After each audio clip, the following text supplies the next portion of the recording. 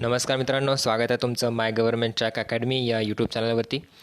तर या व्हिडिओमध्ये आपण एका न्यूजवर डिस्कस करणार आहोत, जे आजच्या न्यूजपेपरमध्ये ही न्यूज आलेली होती. तर कोराडी वीज केंद्र जे आहे तर त्याचा विस्तार जो करायचा असा प्लॅन होता तर तो स्थगित करण्यात आलेला आहे. तर याच विषयावर आपण पूर्ण माहिती घेऊया की काय आहे नेमकं, काय बॅकग्राऊंड आहे आणि काय रिझन आहे की हा जो विस्तार करायचा त्यांचा प्लॅन होता तर तो स्थगित कोणकोणत्या कारणांमुळे करण्यात आला आणि काय प्रोटेस्ट वगैरे पण झाले होते याबद्दल. तर ते सगळ्या डिटेल्स आपण या व्हिडिओमध्ये जाणून घेऊया.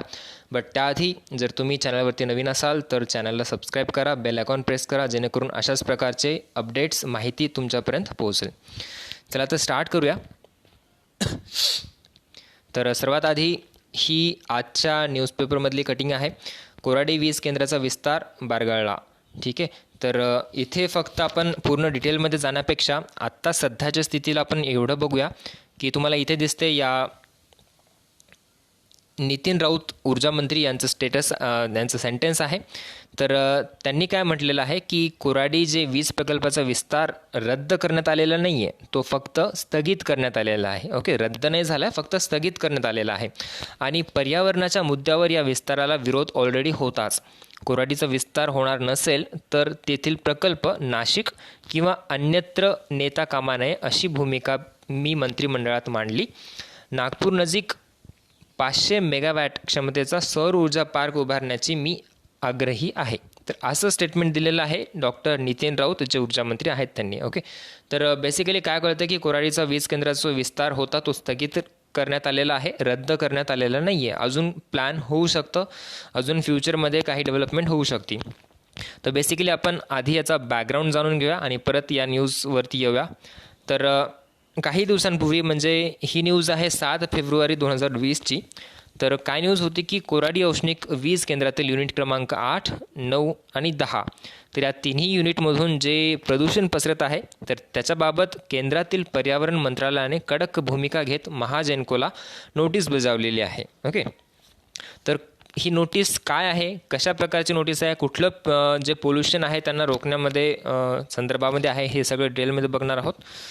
तर सर्वात आधी तुम्ही बघू शकता की जे कोराडी औष्णिक वीज केंद्र आहे त्यातील युनिट क्रमांक 8, 9 आणि 10 तर या तिन्ही युनिटमधून जे प्रदूषण पसरत आहे तर त्याच्या संदर्भामध्ये केंद्रातील पर्यावरण मंत्रालयाने कडक भूमिका बजावत एक नोटीस पाठवलेली आहे महाजेनकोसाठी. तर त्या नोटीसमध्ये काय होतं की येत्या 15 दिवसात तुम्ही आवश्यक व्यवस्था लागू न झाल्यास कोराडी औष्णिक वीज केंद्राला जी मंजुरी मिळालेली होती तर ती रद्द केली जाऊ शकते. म्हणजे अशी कडक एकदम सिरियसली नोटीस त्यांनी पाठवलेली आहे की तुमचं जे वीज केंद्राला मंजुरी मिळालेली आहे तर ती रद्द पण करण्यात येईल जर तुम्ही येत्या 15 दिवसात आवश्यक ती अरेंजमेंट, आवश्यक ती व्यवस्था केली नाही तर.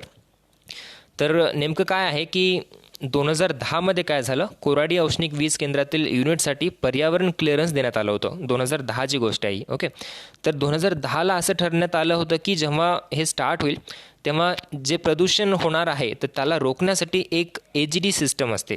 ओके, तर ती सिस्टम लावण्याची अट पण ठेवण्यात आली होती महाजेनकोकडे. पण महाजेनको आणि सरकारने निष्काळजीपणा केला आणि ते काम तसंच राहिलं. ओके, ती जी सिस्टम लावण्यात येणार होती तर त्याच्याबद्दल काहीच अपडेट अजून त्यांनी पण दिलं नाही आणि मे बी लावलेले पण नसेल.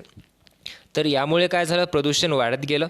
येते 10 वर्षामध्ये प्रदूषण वाढत गेलं आणि त्याच्यामुळेच ही या फेब्रुवारी 2020मध्ये केंद्रातील पर्यावरण खात्याने महाजेनकोला नोटीस पाठवलेली आहे. ओके, त्यानंतर अजून पण ही न्यूज आहे, तुम्ही बघू शकता. Nagpur activist oppose expansion of Koradi thermal power station. म्हणजे जेव्हा देवेंद्र फडणवीस हे मुख्यमंत्री होते तर तेव्हा त्यांनी हा प्लॅन केला होता की जे नागपूरमध्ये कोराडी थर्मल पॉवर स्टेशन आहे तर त्याचं एक्सपान्शन करणार. म्हणजे त्यामध्ये ऑलरेडी 2400 मेगावॅटची जी इलेक्ट्रिसिटी जनरेट होते तर त्याच्यामध्ये ॲड करून अजून 2 युनिट एक्स्ट्रा वाढवण्याचा त्यांचा प्लॅन होता. पण अपोजिशन्स आणि जे ऑर्गनायझेशन्स आहेत बाकीचे NGOs वगैरे तर त्यांनी सगळ्यांनी मिळून अपोज केला होता या एक्सपान्शनला. तर त्याचं काय रिझन आहे आपण जाणून घेऊया. 35 organizations and individuals have come together to oppose the proposed expansion of Koraidi Thermal Power Station, KTPS, located near the city. जे बाकीच्या एन जी ओज म्हणू शकतो आपण किंवा ऑर्गनायझेशन्स आहेत. 35 म्हणजे सगळ्यात हायेस्ट नंबर आपण म्हणू शकतो की एवढ्या साऱ्या ऑर्गनायझेशन एकाच वेळी एकत्र येतात आणि एकाच मुद्द्याला ते अपोज करतात. म्हणजे विचार करू शकता काहीतरी मेन मोटो आहे त्यांचा. तर इथे तुम्ही बघू शकता की ऑलरेडी कोराडी पॉवर स्टेशन जे आहे ते 2400 मेगावॅट पॉवर प्रोड्यूस करतं आणि याच्यामध्ये त्यांचा प्लॅन असा होता की अजून 2 युनिट ॲड करायचे 660 मेगावॅटचे प्रत्येक युनिट. ओके, तर असे 2 युनिट ॲड करायचे त्यांचा प्लॅन होता. पण this is for first time that so many organisation and individuals have come together to oppose new units.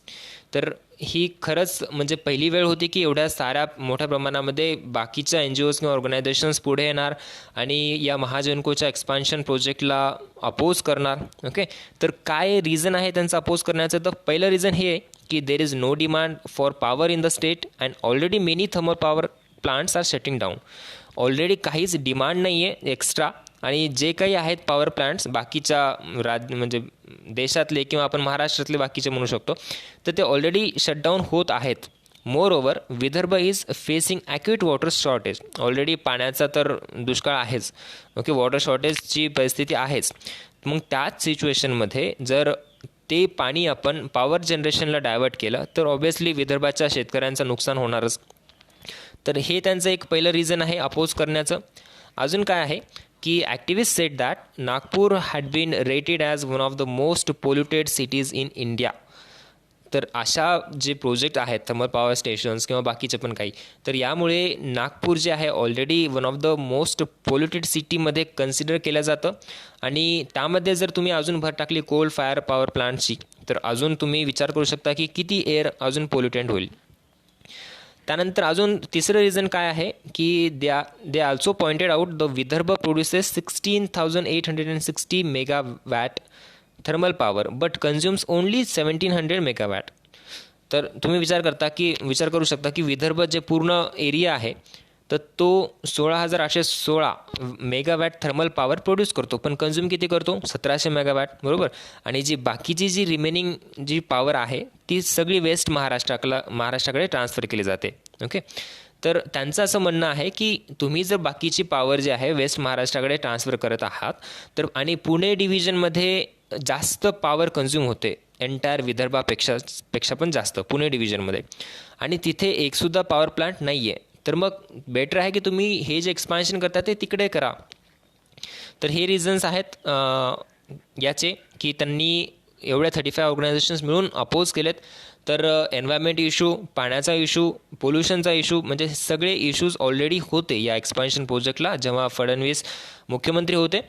आणि आत्ता सध्या जी परवाच्या दिवशीची जी बैठक झाली इथे तुम्ही आजचं हे जे न्यूज आहे ते तुम्ही बघू शकता की राज्याच्या बिकट आर्थिक परिस्थितीचा मोठ्या प्रकल्पांना फटका बसायला सुरुवात झाली. ऑब्व्हियसली एक करोना क्रायसिसमुळे ऑलरेडी फटका बसलेलाच आहे आर्थिक परिस्थितीला आणि त्यामध्ये कोराडी जी आहे सध्या 2,400 मेगावॅट विजेची निर्मिती केली जाते आणि आणखी प्रत्येकी 660 मेगावॅटचे 2 युनिट उभारण्यात येईल. तर असा निर्णय देवेंद्र फडणवीस सरकारमध्ये घेण्यात आला होता. मात्र 3 दिवसांपूर्वी झालेल्या राज्य मंत्रिमंडळाच्या बैठकीमध्ये हा प्रकल्प हाती न घेण्याचे ठरवण्यात आले. तर अशी माहिती मिळालेली आहे.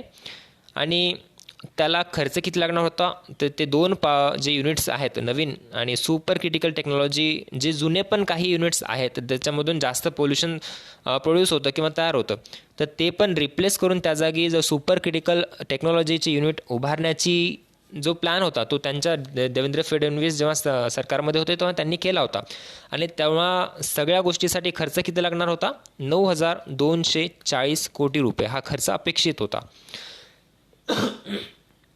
तर यातील 30% म्हणजे 2,772 कोटी रुपयांचा भार हा राज्य सरकार देणार होती.